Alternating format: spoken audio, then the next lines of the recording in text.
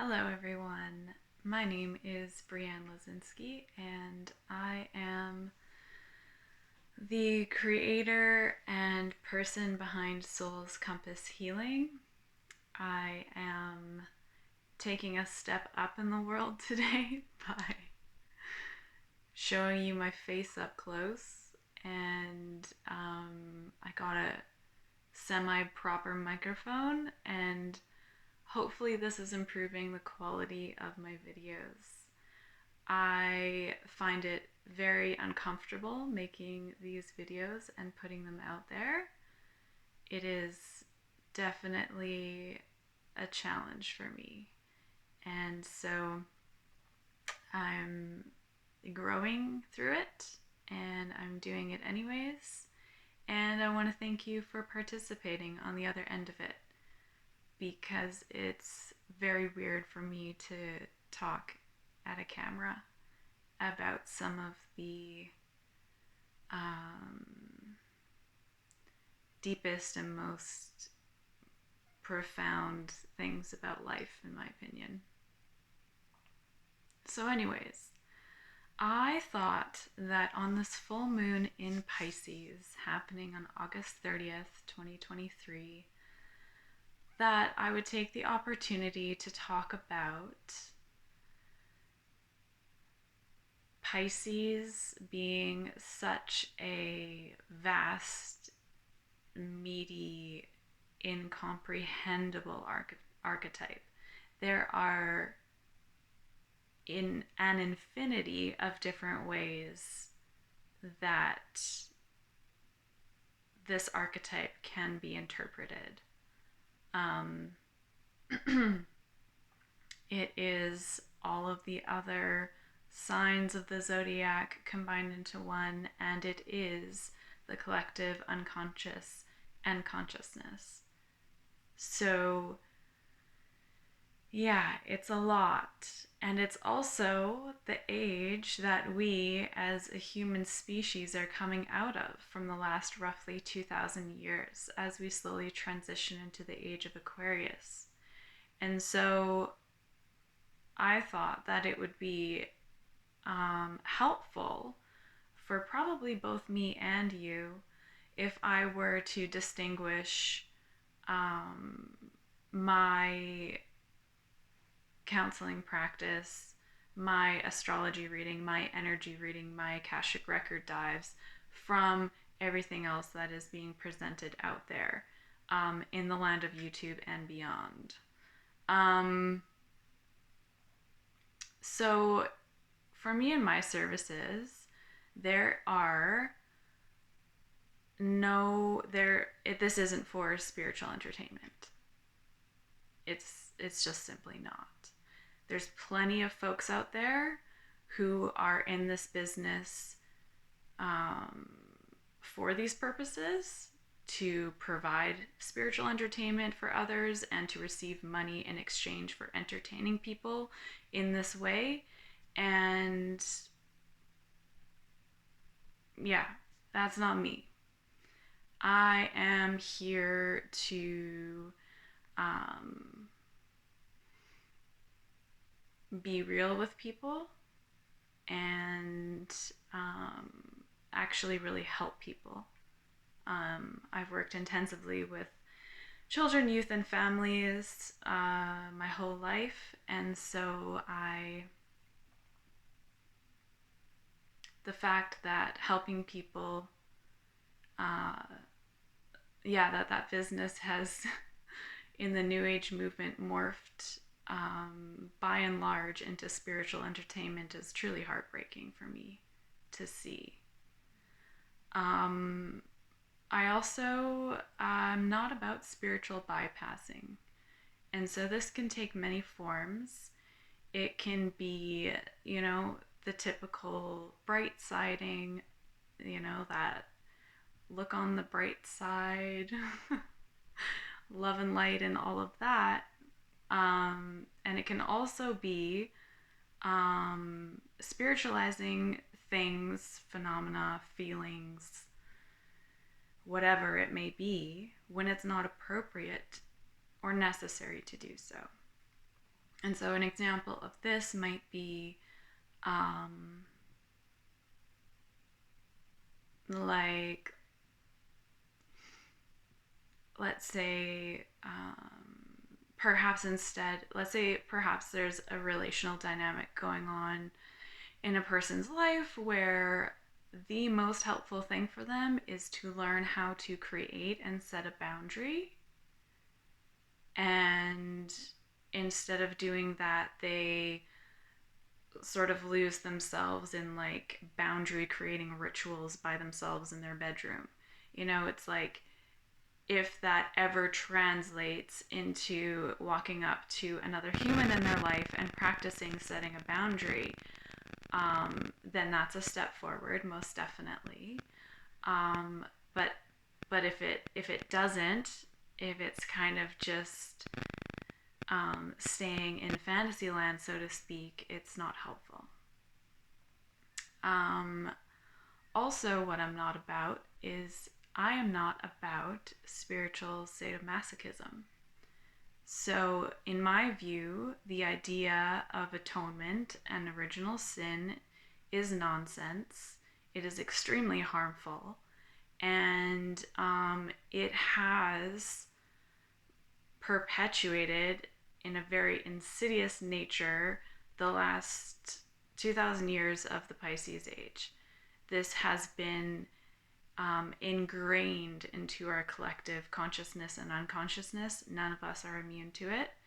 And I am adamant about doing my part to counteract this in any way, shape, or form possible.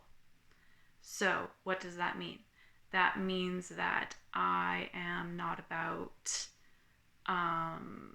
making people feel guilty and making or or having people take pleasure in their self-sacrifice for the sake of others.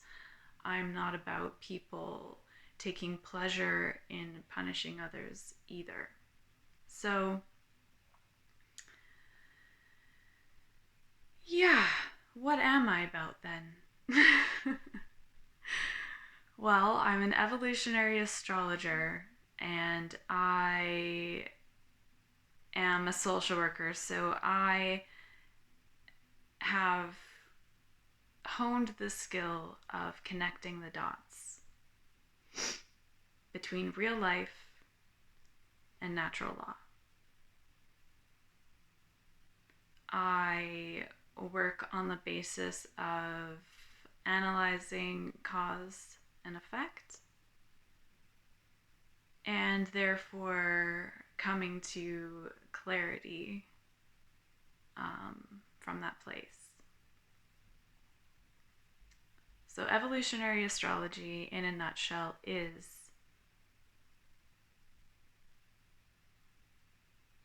natural law, and everything that I do beyond that, the energy reading, the Akashic record, past life stuff, that is all very much in respect to natural law as well. So, coming back to the no spiritual entertainment piece, I take energy reading and Akashic record reading very ethically serious, as I do reading a person's birth chart. I think that there's a lot of ethics that very much get bypassed in the New Age movements. And I believe that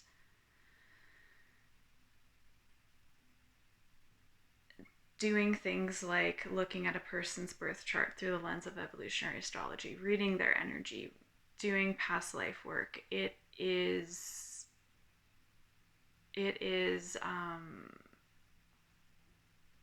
a lot, and it is something that requires both me and the other person to be, especially for Akashic record past life stuff, to be in a stable place. that we are coming to this with authenticity and a readiness to see what is uncovered. You know, this isn't a joke. This isn't playtime. It can be. It can be funny. There is humor involved, of course. I love that part of this work. However, it's not a game. It's real life. We're dealing with the soul here. So, wow, that was a long discussion, which I did not plan on taking that much time for. But I will now move on to the Pisces full moon that we have coming up today, actually. Alrighty, this Pisces full moon is conjunct Saturn, who is in Pisces. And I really want to hone in on this symbolism quite a bit on this video because it is extremely important.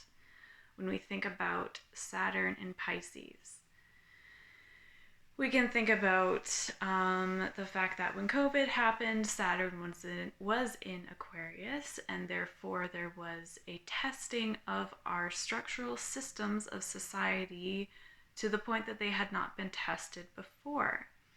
And when we see now that Saturn has moved into Pisces,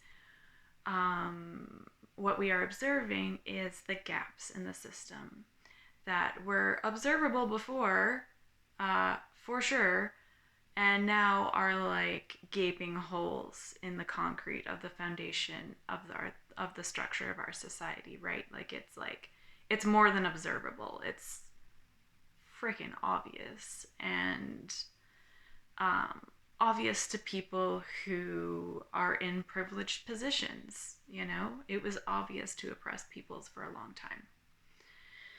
So the Pisces water washing away of these gaping holes, you know, it's a natural phenomenon that if water is running through a structure where there are cracks and holes, over time that water will erode the space of that crack and make it even larger, right? And so that's what I'm speaking to, and that's one take on it. As I said, there's like infinity takes on it. Here's another one, and this is my creative inspiration for this is most certainly coming from Jeffrey Wolf Green's teaching from his book Neptune Whispers from Eternity on consciousness and the structure of the soul. And so he taught that Saturn is the inherent structural nature of consciousness, and when it's fractured, the structural integrity that keeps consciousness stable becomes unstable. Scorpio is our primary brain, and wherever the soul is fractured, trauma is a result. Okay, so we got Saturn, we got Scorpio. Now Pisces is the balance or imbalance of the physiological substances within the brain. Okay, so we've got Capricorn is naturally sextiling Scorpio as well as Pisces. So there's a relationship here within the zodiac. And this is what he's speaking to. So when there is a fracturing of the soul, a trauma, Scorpio, Pluto, this directly affects the inherent structure of consciousness, Saturn, Capricorn, making it unstable, which creates an imbalance of physiological substances within the brain, Pisces, Neptune. This causes an imagining, Pisces, of different realities, Saturn, Capricorn. This is the soul's way, Scorpio, to cope with the trauma. So, examples of this can vary from disembodied daydreaming, fantasizing, magical thinking, delusional thinking, schizophrenia, various personality disorders, psychosis, and other neuroses. And so, my riff on this is that when something traumatic happens with our survival brain kicks into gear, and we, by and large, people are becoming more familiar with this discussion because of the topics that are happening within the collective of Western society around trauma. But when our trauma brain switches on, we go into fight, flight, freeze, or fawn responses. And this alters the physiological substances in our brain. It actually does. And it is meant to be a short-term resource where these substances are flushed through the body, serve the purpose of survival, and after that purpose is fulfilled, they the physiological substances within our brain and body come back and find an equilibrium. And this is reestablished in the brain. And neuroscience and trauma experts have made it very clear that the mental health epidemic and the physical illnesses that we experience more often than not are the result of our inherent trauma responses, unable to fully be completed and returned back to that equilibrium state, therefore creating a chronic trauma response. Therefore creating a chronic trauma response physiology in the brain, which of course greatly affects one's reality, doesn't it?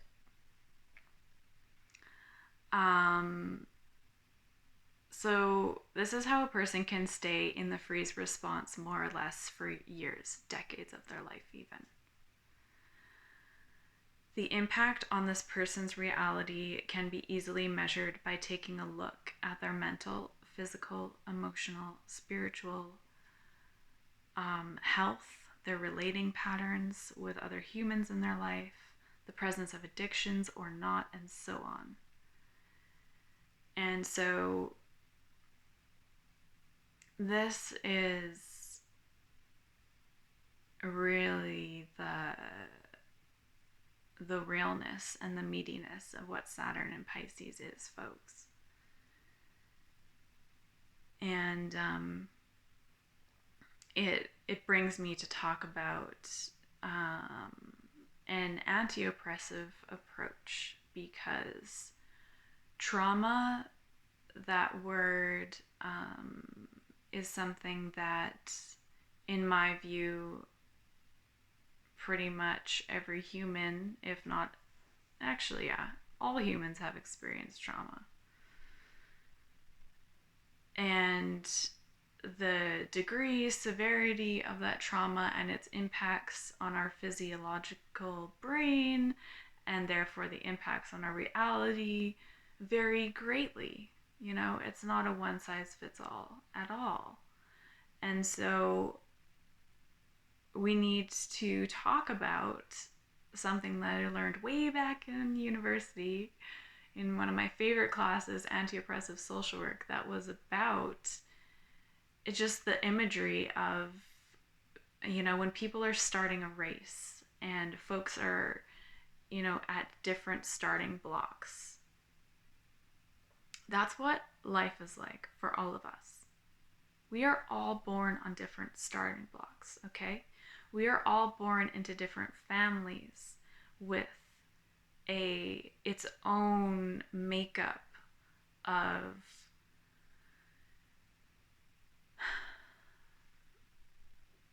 oppression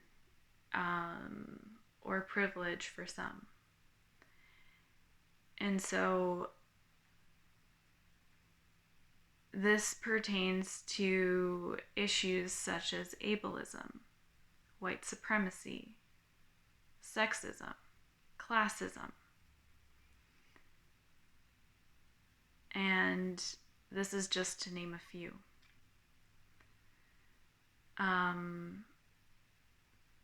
These oppressions greatly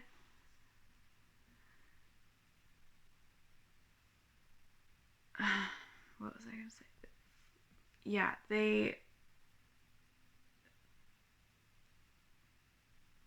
yeah. Okay, never mind. I cannot understand my notes. Essentially, those that oppressive makeup, somebody who's born in um, I live in Canada, so let's use Canada as an example. I was born into a white middle class family. I certainly was born into a certain level of privilege, and I went to school with um, some folks who did not have that level of privilege, who were born into First Nations families and were, trying to flee the literal third world, dire conditions of the reservation, moving into town, trying to make it work in this white world, right? That is an example of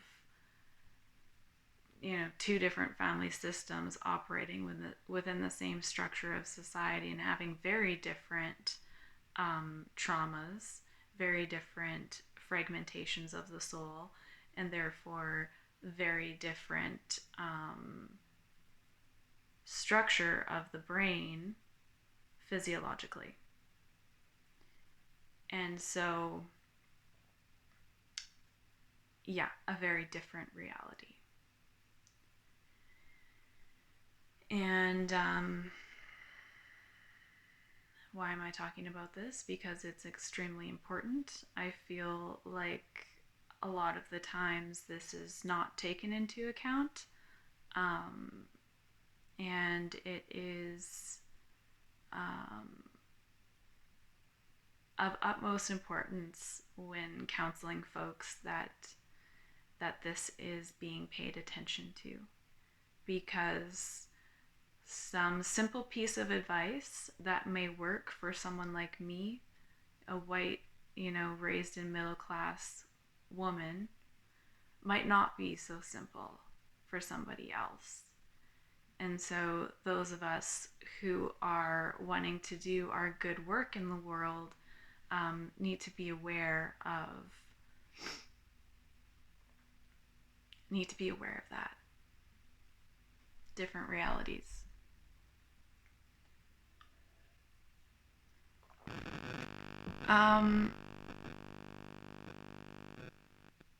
It can be extremely damaging. Yeah. To get advice that is oppressive. And people do that all the time. Like this. Oh yeah. Learned this in social work school too. One of the interviewing techniques was to use with kids, to use the magical question. If you could have any dream of yours achieved, like if you had a magic wand and you could make anything in your life happen, what would you do? Like, isn't that disgusting that me, born into a privileged family, can go and get a degree, learn this technique of interviewing, go in and interview children as a child protection worker, and ask them this question? Like, what?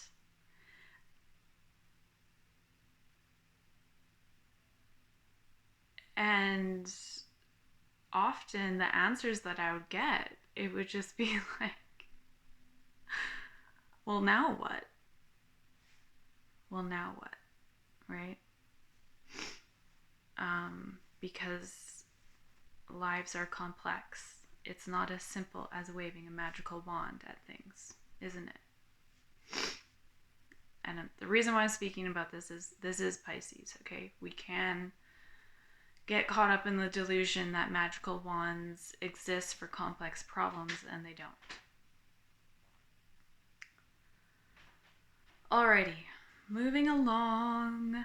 This moon is in conjunct Juno in Leo, an uncomfortable integration process regarding the structure of our personal relationships. Even deeper, we could be talking about the integration process of trauma that fragmented the inherent structure of our consciousness and its impact on one's unique nature. Or possibly we could be talking about the ability or inability to spontaneously self-express. Or we could possibly be talking about the ability or inability to experience joy in relationships. And these are just a few examples. We could also be talking about the uncomfortable integration process of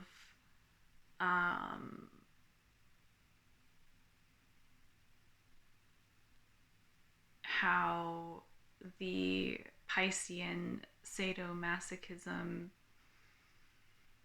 theory of atonement, original sin stuff has leaked its toxicity into our individual unique light and our ability to shine that light and exchange that light with others in relationships.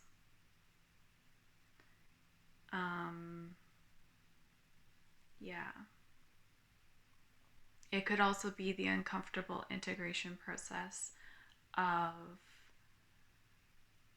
uncovering how that has impacted one's self-worth. You know, if and I was raised to believe that I was guilty for everything, and so it doesn't take a rocket scientist to figure out and connect the dots between that and low self-worth and low self-esteem, right? And I think coming back to my discussion on anti-oppression and varied experiences of trauma, I think that all of us have wounding there, because we're talking about Pisces. We're talking about what's coming through the collective unconscious and consciousness, right? And even folks who may appear that they have a lot of security in themselves, a lot of esteem in themselves, I can pretty much guarantee you that it's not a complete. There's holes, you know. Oh yes, fascinating transits that I'm going to blabber on about for a minute or so, but I do because it's important. So, who is dancing with Juno in Leo? Of course, our lovely Venus in retrograde. And they are currently, at the time of this full moon, opposing Chariklo, the south node of Neptune, and Hygeia. And in addition to that, I want to mention that on September 3rd, Venus goes direct. On September 8th, Venus at 12 degrees will be exactly conjunct Juno and will be exactly opposing Hygeia. And then the moon moves right through and past this conjunction of Venus and Juno in its balsamic phase of this cycle that began with the Leo new moon a couple weeks ago. Wow. Wow. So full. Wow. Amazing, amazing symbology there. Cheroklo is the master space holder for us to do a deep clean of everything that's come up on this Venus retrograde journey. And again, Venus retrograde journey is about an internal, inward process, of reflecting on relationships, right? And there is a definite pull with that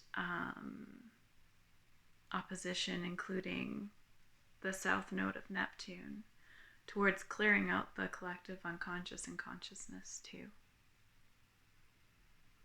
And we are being reminded of our interconnectedness, and as cliche as it sounds, but it is so true. Because again, it's coming back to natural law. When we do our own work, our own transformation, integrative work, it does in fact ripple out and affect the whole.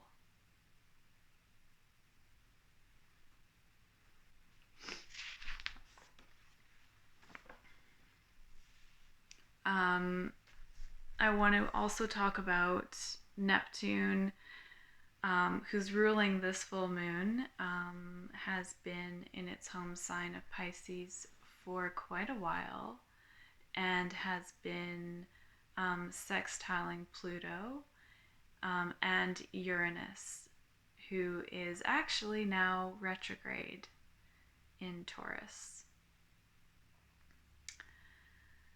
And I want to speak to the use or misuse of imagination and how this can have very real consequences in our evolutionary journey. Or to put it more simply, our soul in a body. Is the manner in which we use our imagination liberating us or keeping us stuck, looping in cycles of pain? Again, neuroscience has proven that we can use our imagination for our own survival. And this is wonderful, right? That like cheesy, but you know, we've all done it and probably still do. Go to my happy place. You know, when you're just in a situation that you can't do anything else. So this is wonderful when it's needed. But no longer afterwards. It keeps us stuck in survival mode. We don't want to be escaping our reality and dissociating from our bodies, trying to go into our happy place our whole life, do we? Because then are we really living? And the same can be said for any other trauma response. Fight, flight, freeze, fawn. We are in that state chronically, it affects us physiologically. And so the imagination, as wonderful and profound and juicy and expansive and medicinal it can be, it also needs to be treated with great respect and with the knowledge that is coming down the pipe about how to use it appropriately for healing. And this is Uranus knocking at our door, wanting us to liberate from being stuck in these patterns of survival in a chronic state. So yeah, Uranus is retrograde in Taurus, as I said, exactly squaring Black Moon Lilith in Leo, and this is a first quarter square. There may be a feeling of, I'm done with being dominated. Let me out of this frickin' cage. And the feeling to take action on it may be urgent. This could pertain to a person as a whole, Maybe they just need to move somewhere, whatever, or a specific part that has been suppressed. For example, anger. If it has been suppressed, there will come a time and times when it will want to be unleashed and liberated. So what parts of our natural self-expression was suppressed in order for us to survive? And is it safe to begin moving from survival to thriving?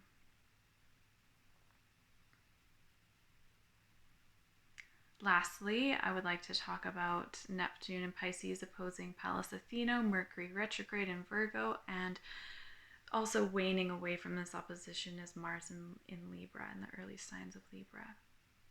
So I want to talk about another natural phenomenon is a wave in the ocean. If you have ever gone swimming in the ocean and playing in the waves at the shore, you will know that sensation of before the wave comes, the water is sucking you into the wave, right? And it's beyond your control. And then the wave crashes over you and you go under the water and you might be washed as if you were in a machine, laundry machine. And then what does that wave do? Always, the force of that wave crashing at the end then pops you up to the surface. Always. And then you need to be looking for when the next wave is coming, and knowing that that you can take a breath. And so I want to talk about this because in our relationships, if the wave has done its course with us, as I just described, and we've popped back up, and there's a break in the set. There's a break in the set of waves. Take that break. Take that time to reflect on the sets that you've already been thrashed through. See if there's any patterns that are coming clear, and observe them in an objective way. And maybe in order to do this truly objectively, we need to get out of the water and stand on the beach for a while, and that is more than okay. I'm going to leave it at that because this is getting long. So thank you so much for listening. Please do visit my website. It will be linked in the description below. Take care as we finish off this cycle, and I will speak with you next time.